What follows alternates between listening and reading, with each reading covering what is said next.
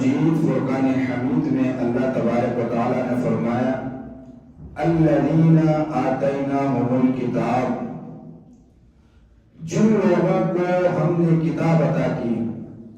کون سی کتاب؟ کتاب اللہ، قرآن مجید۔